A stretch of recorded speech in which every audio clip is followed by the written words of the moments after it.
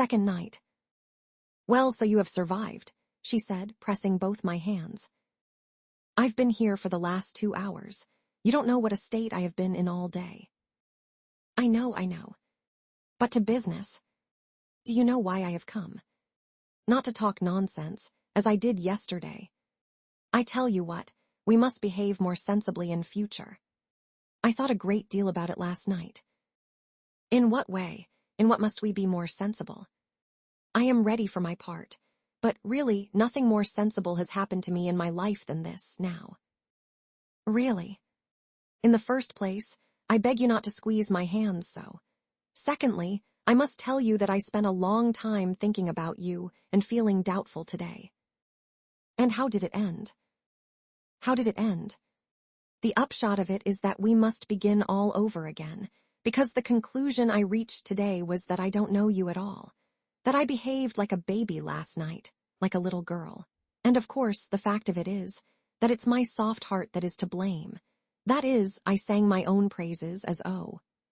And therefore, to correct my mistake, I've made up my mind to find out all about you minutely. But as I have no one from whom I can find out anything, you must tell me everything fully yourself. Well, what sort of man are you? Come, make haste, begin, tell me your whole history. My history, I cried in alarm. My history. But who has told you I have a history? I have no history. Then how have you lived if you have no history? She interrupted, laughing. Absolutely without any history. I have lived, as they say, keeping myself to myself. That is, utterly alone, entirely alone. Do you know what it means to be alone? But how alone? Do you mean you never saw anyone? Oh no, I see people, of course, but still I am alone. Why, do you never talk to anyone? Strictly speaking, with no one. Who are you then? Explain yourself. Stay, I guess. Most likely, like me, you have a grandmother. She is blind and will never let me go anywhere, so that I have almost forgotten how to talk. And when I played some pranks 2 years ago, and she saw there was no holding me in, she called me up and pinned my dress to hers, and ever since we sit like that for days together. She knits a stocking, though. Good heavens! What misery! But no, I haven't a grandmother like that. Well, if you haven't, why do you sit at home? Listen, do you want to know the sort of man I am? Yes. In the strict sense of the word. In the very strictest sense of the word. Very well, I'm a type. Type. What sort of type? Cried the girl, laughing, as though she had not had a chance of laughing for a whole year. Yes, it's very amusing talking to you. Look, here's a seat, let us sit down. No one is passing here, no one will hear us, and begin your history. For it's no good your telling me, I know you have a history, only you are concealing it. To begin with, what is a type? A type. A type is an original, it's an absurd person, I said, infected by her childish laughter. It's a character. Listen, do you know what is meant by a dreamer? A dreamer. Indeed, I should think I do know. I'm a dreamer myself. Sometimes, as I sit by grandmother, all sorts of things come into my head.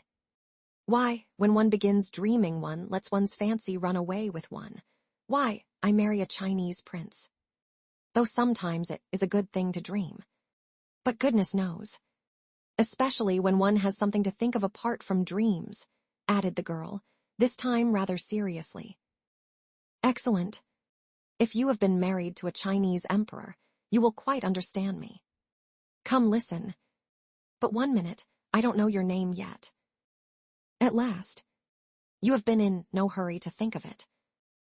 Oh, my goodness. It never entered my head. I felt quite happy as it was. My name is Nastenka. Nastenka. And nothing else. Nothing else. Why, is not that enough for you, you insatiable person? Not enough. On the contrary, it's a great deal, a very great deal, Nastenka. You kind girl, if you are Nastenka for me from the first. Quite so. Well, listen, Nastenka, now for this absurd history. I sat down beside her. assumed a pedantically serious attitude, and began as though reading from a manuscript. There are, Nastenka, though you may not know it, strange nooks in Petersburg. It seems as though the same sun as shines for all Petersburg people does not peep into those spots, but some other different new one, bespoken expressly for those nooks, and it throws a different light on everything. In these corners, dear Nastenka, quite a different life is lived, quite unlike the life that is surging round us, but such as perhaps exists in some unknown realm, not among us in our serious, over-serious time. Well, that life is a mixture of something purely fantastic, fervently ideal, with something, alas, Nastenka, dingily prosaic and ordinary, not to say incredibly vulgar. Phew! Good heavens! What a preface! What do I hear? Listen, Nastenka. It seems to me I shall never be tired of calling you Nastenka. Let me tell you that in these corners live strange people, dreamers. The dreamer, if you want an exact definition, is not a human being but a creature of an intermediate sort. For the most part he settles in some inaccessible corner, as though hiding from the light of day. Once he slips into his corner, he grows to it like a snail. Or, anyway, he is in that respect very much like that remarkable creature, which is an animal and a house both at once, and is called a tort.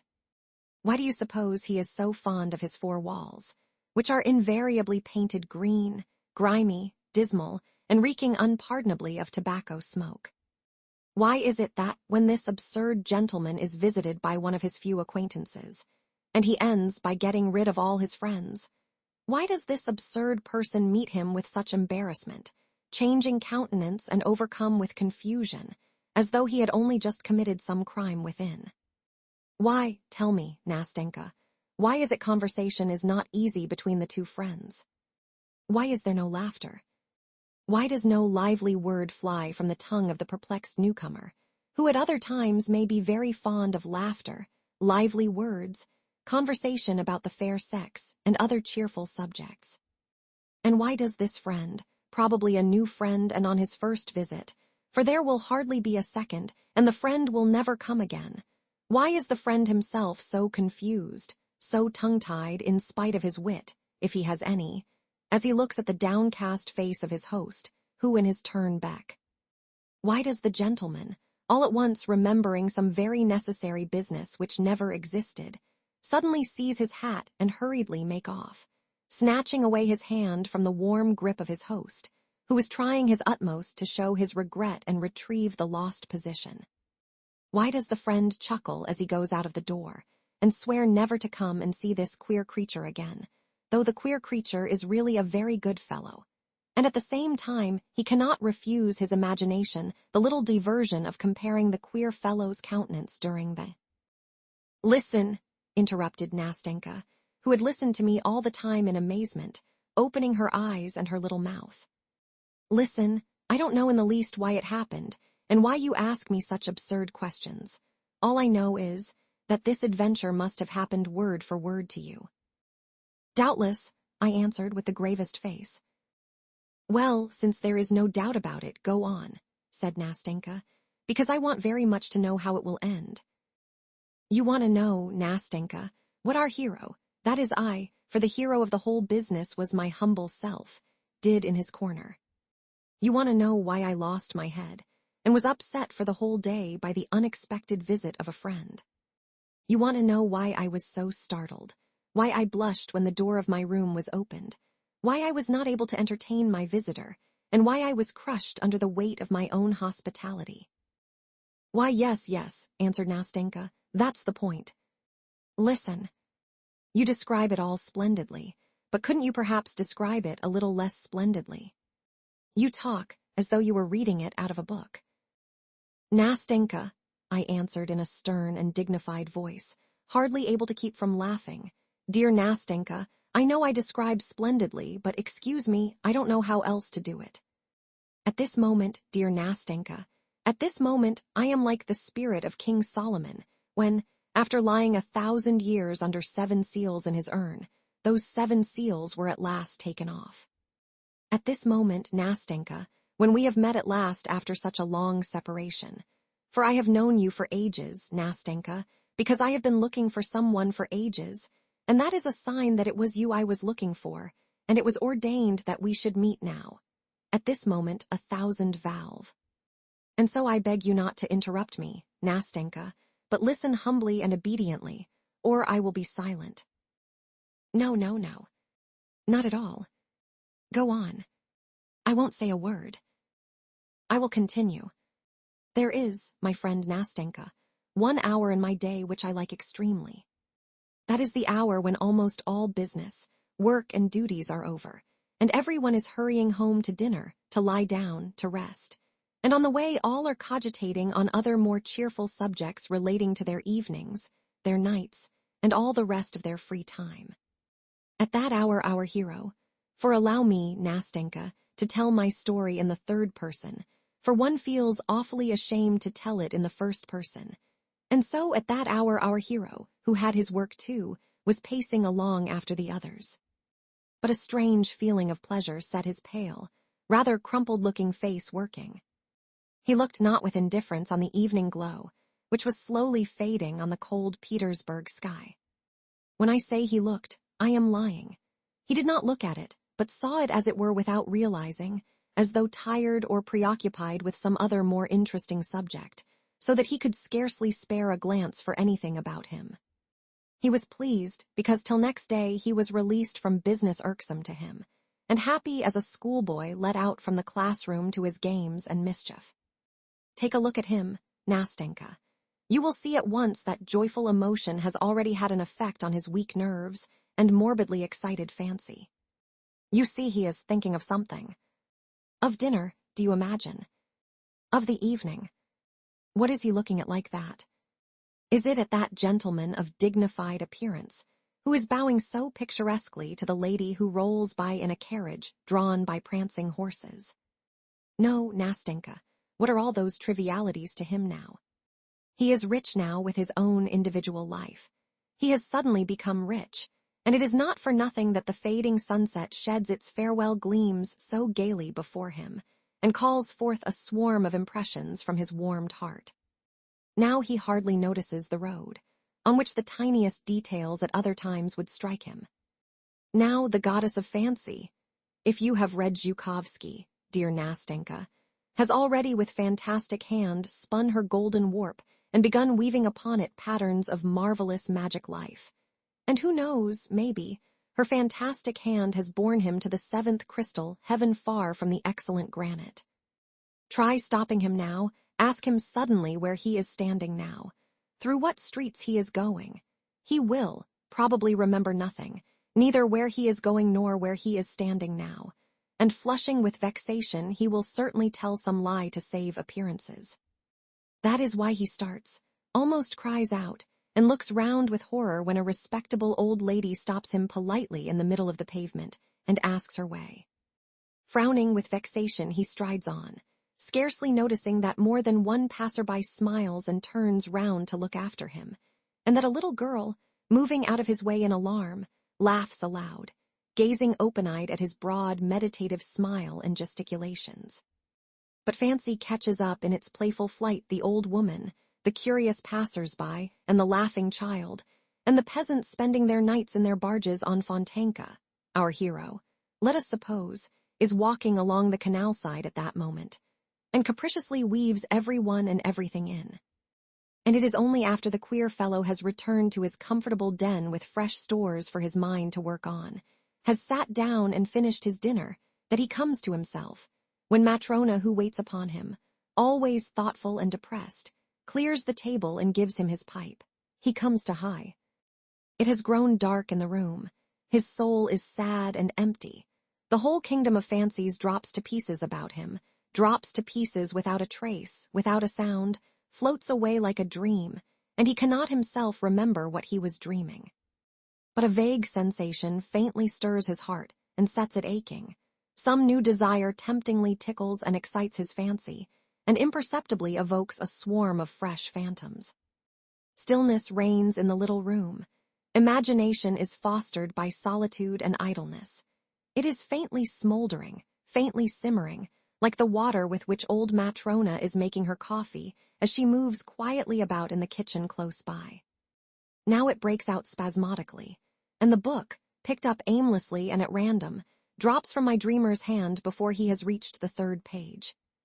His imagination is again stirred and at work, and again a new world, a new fascinating life opens vistas before him. A fresh dream, fresh happiness. A fresh rush of delicate, voluptuous poison. What is real life to him? To his corrupted eyes we live, you and I, Nastenka, so torpidly, slowly, insipidly. In his eyes we are all so dissatisfied with our fate, so exhausted by our life. And truly, see how at first sight everything is cold, morose, as though ill-humored among us. Poor things, thinks our dreamer. And it is no wonder that he thinks it.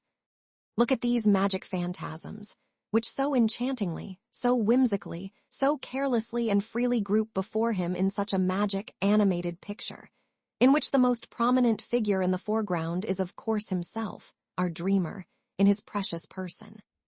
See what varied adventures, what an endless swarm of ecstatic dreams. You ask, perhaps, what he is dreaming of. Why ask that? Why of everything? Of the lot of the poet, first unrecognized, then crowned with laurels, of friendship with Hoffmann St. Bartholomew's Night, of Diana Vernon, of playing the hero at the taking of Kazan by Ivan Vassilievich, of Clara Mowbray, of Effie Deans, of the council of the prelates and Huss before them, of the rising of the dead in Robert the Devil.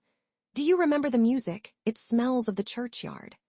Of Dies, of Danton, of Cleopatra I sue Amenti, of a little house in Columna, of a little home of one's own, and beside one a dear creature who listens to one on a winter's evening, opening her little mouth and eyes as you are listening to me now, my angel. No, Nastenka, what is there for him, voluptuous sluggard in this life, for which you and I have such a longing? He thinks that this is a poor, pitiful life, not foreseeing that for him too, maybe, sometime the mournful hour may strike, when for one day of that pitiful life he would give all his years of fantasy, and would give them not only for joy and for happiness, but without caring to make distinctions in. But so far that threatening has not arrived. He desires nothing, because he is superior to all desire, because he has everything, because he is satiated, because he is the artist of his own life, and creates it for himself every hour to suit his latest whim. And you know this fantastic world of fairyland is so easily, so naturally created, as though it were not a delusion. Indeed, he is ready to believe at some moments that all this life is not suggested by feeling, is not mirage, not a delusion of the imagination, but that it is concrete, real, substantial. Why is it, Nastenka, why is it at such moments one holds one's breath? Why, by what sorcery, through what incomprehensible caprice, is the pulse quickened? Does a tear start from the dreamer's eye, while his pale, moist cheeks glow, while his whole being is suffused with an inexpressible sense of consolation? Why is it that whole sleepless nights pass like a flash in inexhaustible gladness and happiness, and when the dawn gleams rosy at the window and daybreak floods the gloomy room with uncertain, fantastic light, as in Petersburg, our dreamer, worn out and exhausted, flings himself on his bed and drops? Yes, Nastenka, one deceives oneself and unconsciously believes that real true passion is stirring one's soul. One unconsciously believes that there is something living, tangible in one's immaterial dreams. And is it delusion? Here love, for instance, is bound up with all its fathomless joy, all its torturing agonies in his bosom. Only look at him, and you will be convinced. Would you believe, looking at him, dear Nastenka, that he has never known her whom he loves in his ecstatic dreams? Can it be that he has only seen her in seductive visions, and that this passion has been nothing but a dream? Surely they must have spent years hand in hand together, alone the two of them, casting off all the world and each uniting his or her life with the other's.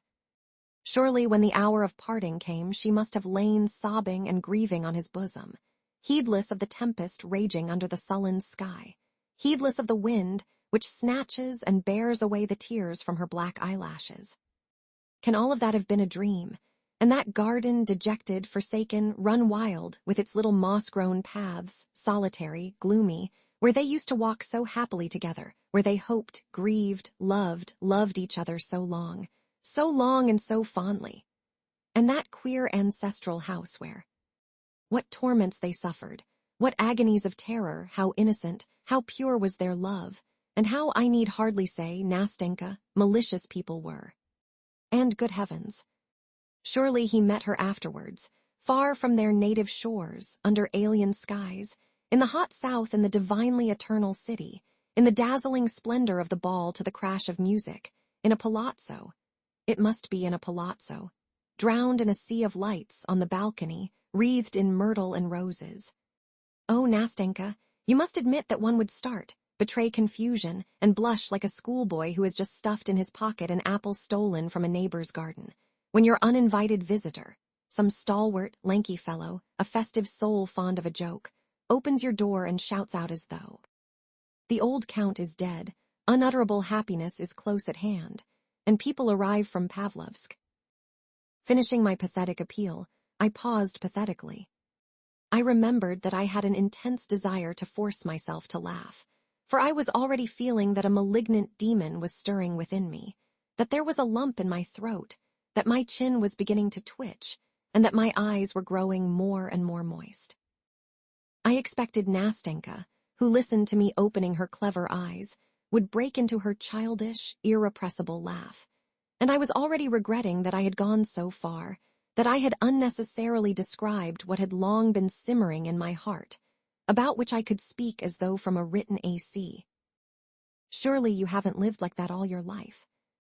All my life, Nastenka, I answered. All my life, and it seems to me I shall go on so to the end. No, that won't do, she said uneasily. That must not be, and so maybe I shall spend all my life beside grandmother. Do you know, it is not at all good to live like that. I know, Nastenka, I know, I cried, unable to restrain my feelings longer. And I realize now, more than ever, that I have lost all my best years. And now I know it and feel it more painfully from recognizing that God has sent me you, my good angel, to tell me that and show it. Now that I sit beside you and talk to you, it is strange for me to think of the future, for in the future, there is loneliness again this musty, useless life. And what shall I have to dream of when I have been so happy in reality beside you? Oh, may you be blessed, dear girl, for not having repulsed me at first, for enabling me to say that for 2 evenings, at least, I have lived. Oh, no, no, cried Nastenka, and tears glistened in her eyes. No, it mustn't be so any more. We must not part like that. What are 2 evenings? Oh, Nastenka, Nastenka, do you know how far you have reconciled me to myself? Do you know now that I shall not think so ill of myself, as I have at some moments? Do you know that, maybe, I shall leave off grieving over the crime and sin of my life? For such a life is a crime and a sin. And do not imagine that I have been exaggerating anything. For goodness sake, don't think that, Nastenka, for at times such misery comes over me, such misery. Because it begins to seem to me at such times that I am incapable of beginning a life in real life, because it has seemed to me that I have lost all touch, all instinct for the actual, the real, because at last I have cursed myself, because after my fantastic nights, I have moments of returning sobbery.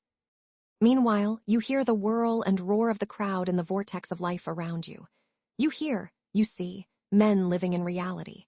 You see that life for them is not forbidden, that their life does not float away like a dream, like a vision, that their life is being eternally renewed, eternally youthful. One feels that this inexhaustible fancy is weary at last and worn out with continual exercise, because one is growing into manhood, outgrowing one's old ideals. They are being shattered into fragments, into dust. If there is no other life, one must build one up from the fragments. And meanwhile the soul longs and craves for something else.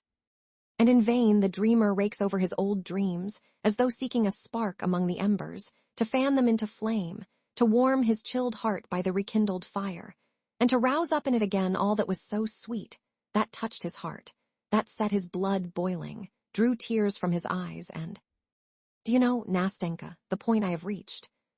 Do you know that I am forced now to celebrate the anniversary of my own sensations, the anniversary of that which was once so sweet, which never existed in reality?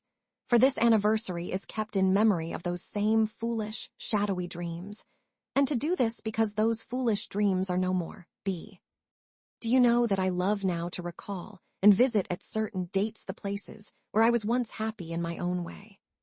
I love to build up my present in harmony with the irrevocable past, and I often wander like a shadow, aimless, sad and dejected, about the streets and crooked lanes of Petersburg. What memories they are!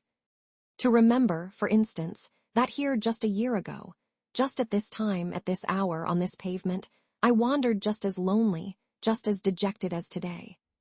And one remembers that then one's dreams were sad, and though the past was no better, one feels as though it had somehow been better, and that life was more peaceful, that one was free from the black thoughts that haunt one now, that one was free from the gnawing of conscience, the gloomy, sullen gnaw. And one asks oneself, where are one's dreams? And one shakes one's head and says how rapidly the years fly by. And again, one asks oneself, what has one done with one's years? Where have you buried your best days? Have you lived or not? Look, one says to oneself, look how cold the world is growing. Some more years will pass, and after them will come gloomy solitude.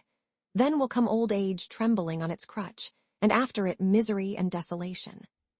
Your fantastic world will grow pale. Your dreams will fade and die, and will fall like the yellow leaves from the trees. Oh, Nastenka, you know it will be sad to be left alone, utterly alone, and to have not even anything to regret. Nothing, absolutely nothing. For all that you have lost, all was nothing, stupid, simple nullity, there has been nothing but dreams. Come, don't work on my feelings any more, said Nastenka, wiping away a tear which was trickling down her cheek. Now it's over. Now we shall be two together. Now, whatever happens to me, we will never part. Listen, I am a simple girl, I have not had much education, though grandmother did get a teacher for me, but truly I understand you, for all that you have described I have been through myself, when grandmother pinned me to her dress. Of course, I should not have described it so well as you have. I am not educated, she added timidly, for she was still feeling a sort of respect for my pathetic eloquence and lofty style. But I am very glad that you have been quite open with me. Now I know you thoroughly, all of you. And do you know what? I want to tell you my history too, all without concealment, and after that you must give me advice. You are a very clever man. Will you promise to give me advice?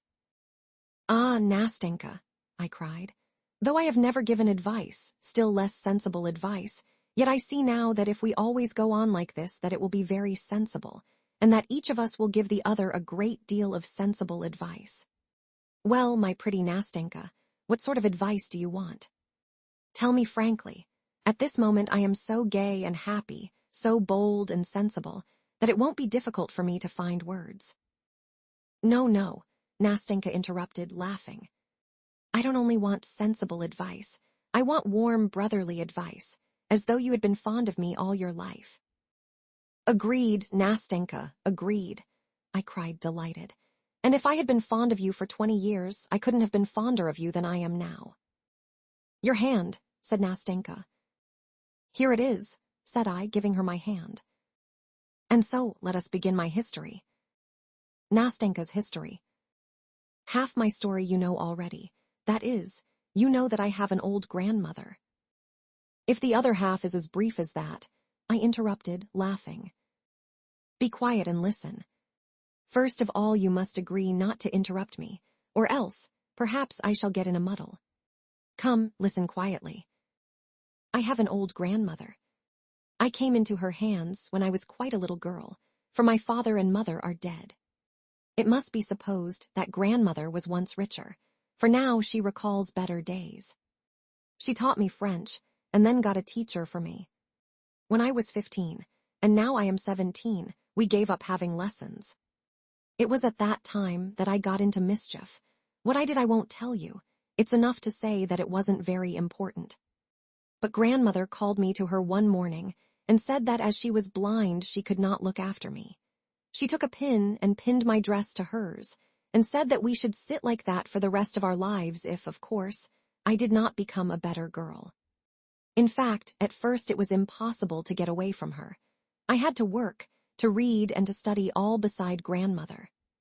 I tried to deceive her once, and persuaded Fekla to sit in my place. Fekla is our charwoman. She is deaf. Fekla sat there instead of me. Grandmother was asleep in her armchair at the time, and I went off to see a friend close by. Well, it ended in trouble. Grandmother woke up while I was out and asked some questions. She thought I was still sitting quietly in my place. Fekla saw that grandmother was asking her something, but could not tell what it was. She wondered what to do, undid the pin, and ran away. At this point, Nastenka stopped and began laughing. I laughed with her. She left off at once. I tell you what, don't you laugh at grandmother. I laugh because it's funny. What can I do, since grandmother is like that, but yet I am fond of her in a way. Oh, well, I did catch at that time. I had to sit down in my place at once, and after that I was not allowed to stir. Oh, I forgot to tell you that our house belongs to us, that is to grandmother. It is a little wooden house with 3 windows as old as grandmother herself, with a little upper story. Well, there moved into our upper story a new lodger. Then you had an old lodger, I observed casually. Yes, of course, answered Nastenka, and one who knew how to hold his tongue better than you do. In fact, he hardly ever used his tongue at all. He was a dumb, blind, lame, dried-up little old man, so that at last he could not go on living, he died. So then we had to find a new lodger, for we could not live without a lodger. The rent, together with grandmother's pension, is almost all we have. But the new lodger, as luck would have it, was a young man, a stranger not of these parts. As he did not haggle over the rent, grandmother accepted him, and only afterwards she asked me, "Tell me, Nastenka, what is our lodger like? Is he young or old?" I did not want to lie, so I told grandmother that he wasn't exactly young and that he wasn't old. "And is he pleasant-looking?" asked grandmother. Again, I did not want to tell a lie. "Yes, he is pleasant-looking, grandmother," I said. And grandmother said, "Oh, what a nuisance, what a nuisance. I tell you this, grandchild, that you may not be looking after him. What times these are! Why a paltry lodger like this, and he must be pleasant-looking too. It was very different in the old days." Grandmother was always regretting the old days.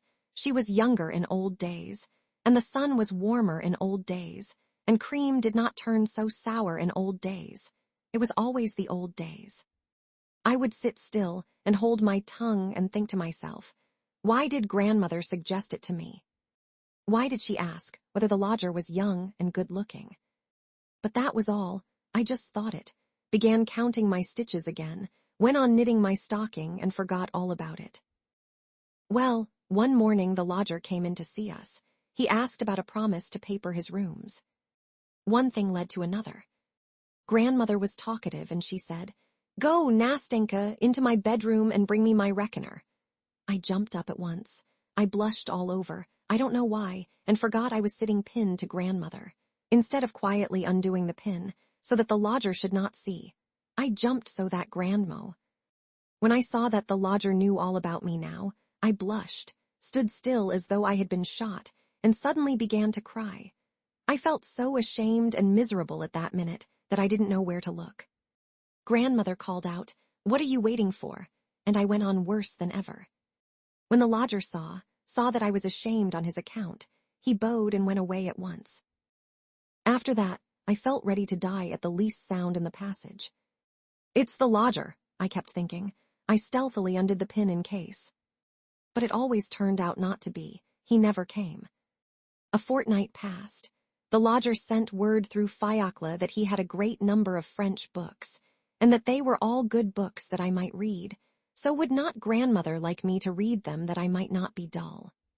Grandmother agreed with gratitude, but kept asking if they were moral books, for if the books were immoral it would be out of the question. One would learn evil from them. And what should I learn, grandmother? What is there written in them? Ah, she said. What's described in them is how young men seduce virtuous girls. How, on the excuse that they want to marry them, they carry them off from their parents' houses.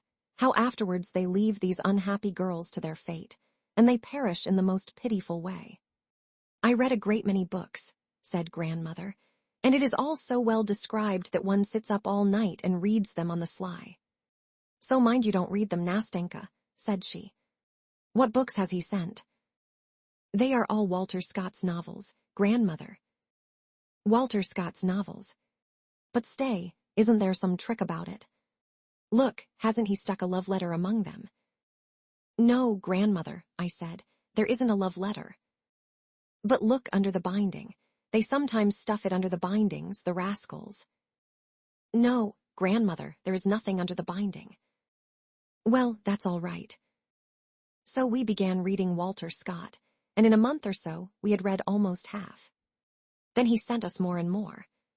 He sent us Pushkin, too, so that at last I could not get on without a book and left off dreaming of how fine it would be to marry a Chinese prince. That's how things were when I chanced one day to meet our lodger on the stairs. Grandmother had sent me to fetch something. He stopped, I blushed, and he blushed. He laughed, though, said good morning to me, asked after grandmother, and said, Well, have you read the books? I answered that I had. Which did you like best? He asked. I said, Ivanhoe and Pushkin best of all, and so our talk ended for that time. A week later, I met him again on the stairs. That time, grandmother had not sent me. I wanted to get something for myself. It was past 2, and the lodger used to come home at that time. Good afternoon, said he. I said good afternoon, too. Aren't you dull, he said, sitting all day with your grandmother? When he asked that, I blushed. I don't know why. I felt ashamed, and again I felt offended. I suppose because other people had begun to ask me about that. I wanted to go away without answering, but I hadn't the strength. Listen, he said, you are a good girl. Excuse my speaking to you like that, but I assure you that I wish for your welfare quite as much as your grandmother. Have you no friends that you could go and visit? I told him I hadn't any, that I had had no friend but Mashenka, and she had gone away to Pskov. Listen, he said, would you like to go to the theater with me? To the theater? What about grandmother? But you must go without your grandmother's knowing it, he said. No, I said, I don't want to deceive grandmother. Goodbye. Well, goodbye, he answered and said nothing more. Only after dinner he came to see us, sat a long time talking to grandmother, asked her whether she ever went out anywhere, whether she had acquaintances, and suddenly said, I have taken a box at the opera for this evening. They are giving the Barber of Seville. My friends meant to go, but afterwards refused, so the ticket is left on my hands. The Barber of Seville, cried grandmother. Why, the same they used to act in old days. Yes, it's the same barber, he said, and glanced at me. I saw what it meant, and turned crimson, and my heart began throbbing with suspense. To be sure, I know it, said grandmother. Why, I took the part of Rosina myself in old days at a private performance. So wouldn't you like to go today, said the lodger. Or my ticket will be wasted. By all means let us go, said grandmother. Why shouldn't we? And my Nastenka here has never been to the theater. My goodness, what joy. We got ready at once, put on our best clothes, and set off. Though grandmother was blind, still she wanted to hear the music. Besides, she is a kind old soul. What she cared most for was to amuse me. We should never have gone of ourselves. What my impressions of the Barber of Seville were I won't tell you. But all that evening our lodger looked at me so nicely, talked so nicely, that I saw at once that he had meant to test me in the morning when he proposed that I should go with him alone. Well, it was joy. I went to bed so proud, so gay, my heart beat so that I was a little feverish, and all night I was raving about the Barber of Seville. I expected that he would come and see us more and more often after that, but it wasn't so at all. He almost entirely gave up coming. He would just come in about once a month, and then only to invite us to the theater. We went twice again. Only I wasn't at all pleased with that. I saw that he was simply sorry for me because I was so hardly treated by grandmother, and that was all. As time went on, I grew more and more restless. I couldn't sit still. I couldn't read. I couldn't work. Sometimes I laughed and did something to annoy grandmother. At another time, I would cry. At last I grew thin and was very nearly ill. The opera season was over, and our lodger had quite given up coming to see us. Whenever we met, always on the same staircase, of course, he would bow so silently, so gravely, as though he did not want to speak, and go down to the front door, while I went on standing in the middle of the stairs as read. Now the end is near. Just a year ago, in May, the lodger came to us and said to grandmother that he had finished his business here, and that he must go back to Moscow for a year. When I heard that, I sank into a chair half dead. Grandmother did not notice anything, and having informed us that he should be leaving us, he bowed and went away. What was I to do? I thought and fretted, and at last I made up my mind. Next day he was to go away, and I made up my mind to end it all that evening when grandmother went to bed. And so it happened. I made up all my clothes in a parcel, all the linen I needed, and with the parcel in my hand, more dead than alive, went upstairs to our lodger. I believe I must have stayed an hour on the staircase. When I opened his door, he cried out as he looked at me. He thought I was a ghost, and rushed to give me some water, for I could hardly stand up. My heart beat so violently that my head ached, and I did not know what I was doing. When I recovered, I began by laying my parcel on his bed, sat down beside it, hid my face in my hands, and went into floods of tears. I think he understood it all at once, and looked at me so sadly that my heart was torn. "Listen," he began. "Listen, Nastenka, I can't do anything. I am a poor man, for I have nothing, not even a decent birth. How could we live, if I were to marry you?" We talked a long time, but at last I got quite frantic. I said I could not go on living with grandmother, that I should run away from her, that I did not want to be pinned to her, and that I would go to Moscow if he liked, because I could not live without him. Shame and pride and love were all clamoring in me at once, and I fell on the bed almost in convulsions. I was so afraid of a refusal. He sat for some minutes in silence, then got up, came up to me and took me by the hand. "Listen, my dear good Nastenka, listen. I swear to you that if I am ever in a position to marry, you shall make my happiness. I assure you that now you are the only one who could make me happy. Listen, I am going to Moscow and shall be there just a year. I hope to establish my position. When I come back, if you still love me, I swear that we will be happy. Now it is impossible. I am not able. I have not the right to promise anything. Well, I repeat, if it is not within a year, it will certainly be some time. That is, of course, if you do not prefer anyone else, for I cannot and dare not bind you by any sort of promise." That was what he said to me, and next day he went away. We agreed together not to say a word to grandmother. That was his wish. Well, my history is nearly finished now. Just a year has passed. He has arrived. He has been here 3 days, and what? I cried, impatient to hear the end. "And up to now has not shown himself," answered Nastenka, as though screwing up all her courage. "There's no sign or sound of him." Here she stopped, paused for a minute, bent her head, and covering her face with her hands broke into such sobs that it sent a pang to my heart to hear them. I had not in the least expected such a denouement. "Nastenka," I began timidly in an ingratiating voice.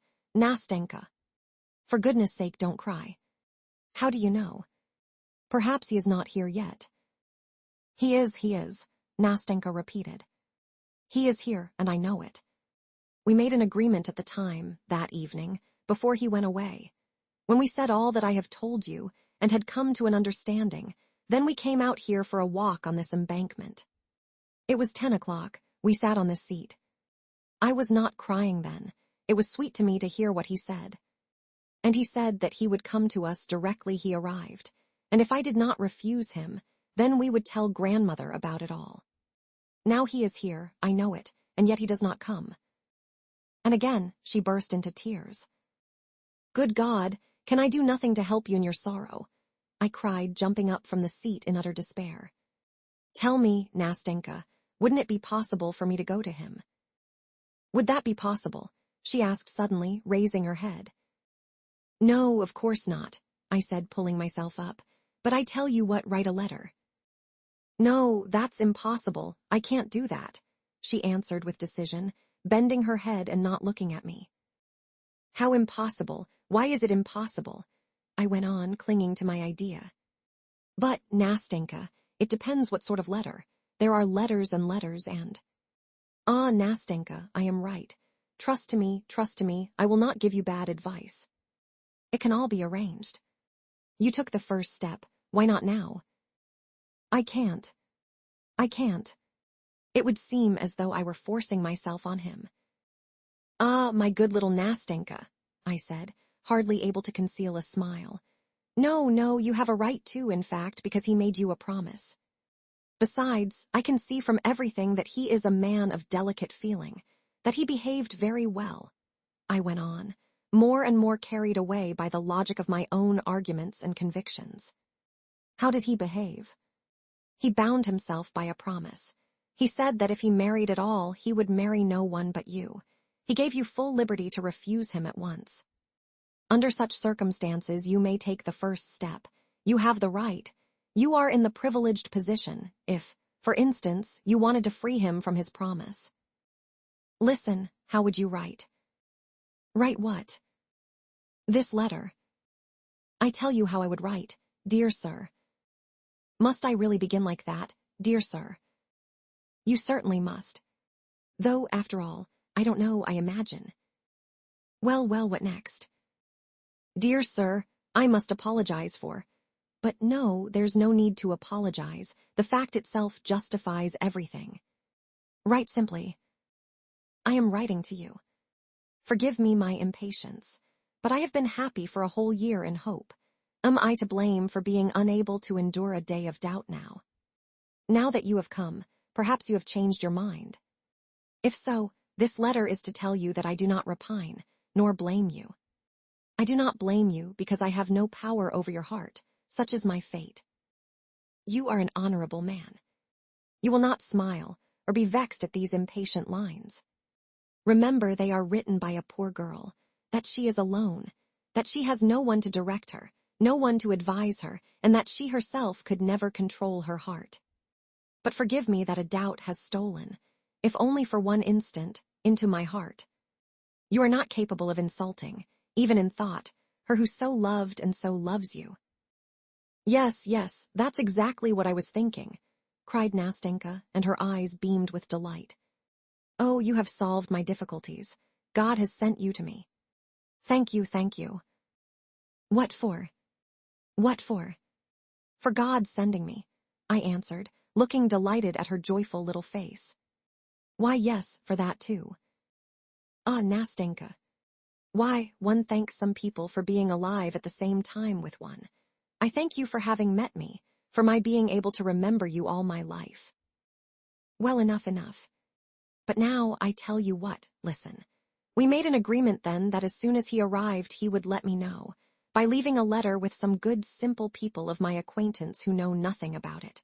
Or, if it were impossible to write a letter to me, for a letter does not always tell everything. I know he has arrived already, but now it's the third day, and there's no sign of him and no letter. It's impossible for me to get away from grandmother in the morning.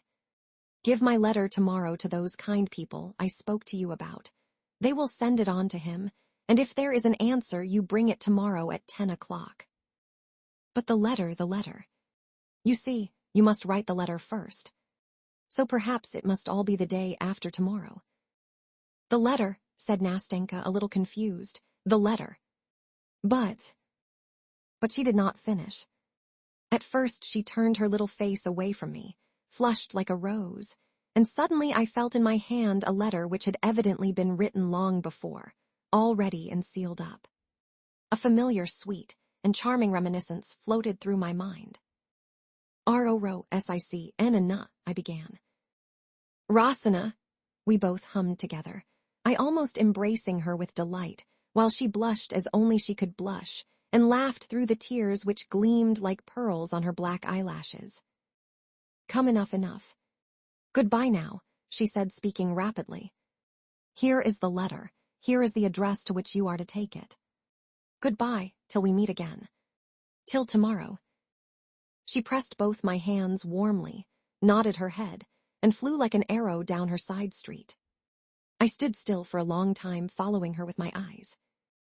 Till tomorrow, was ringing in my ears as she vanished from my sight.